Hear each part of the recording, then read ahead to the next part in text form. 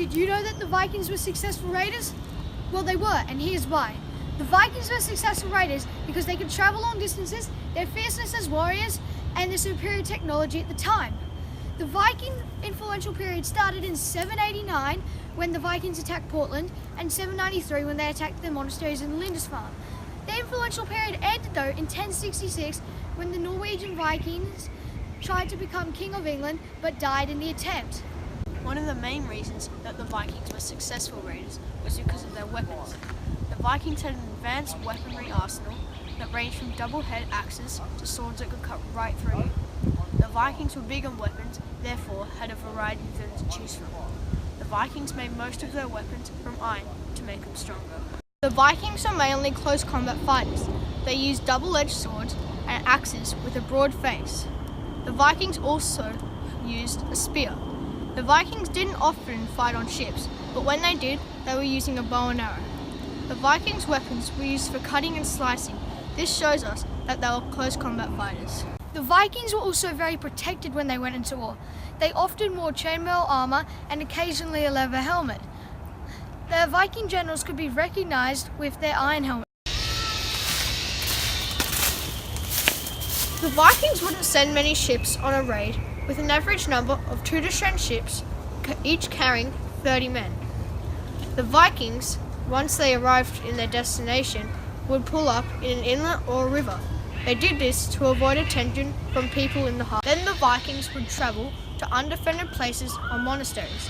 They would go to these places because they were easy to take over and the monasteries had a lot of loot and were poorly defended. During the raids, the Vikings would take the loot, burn the buildings, and kill the people that got in their way. Eventually, people started protecting themselves using fortifications. Significant raids. There were many significant raids that occurred during the Viking Age, and here are some of them. On the 8th of June, 793, the Vikings attacked, raided, looted and burned the island of Lindisfarne. Another one was when the Great Heathian armies landed in England. This was a turning point for Viking raids in England because up until now, Vikings had raided in small parties. But now, many Vikings from Norway, the Danish and the Swedish Vikings all came together to try and take over England.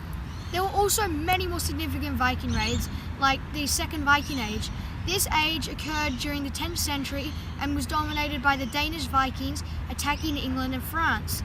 Another one was when King Alfred of Wessex not only maintained his kingship in Wessex, but defended and drove out the Vikings. He was the only Anglo-Saxon ever to do it and did it during his reign between 871 and 899. The Viking ship collection consisted of mainly 2 types of ships, the trading ships and the battleships. The trading ships were 15 metres long. The battleships were 20 to 29 metres long. The Vikings used these ships to travel to their destinations, but how did they make it there? Here's the answer. Over to you, Peter Sawyer. Well, the Vikings had a very good sense of direction, which helped them get to their locations, but they also used objects to help them find the places they needed to go.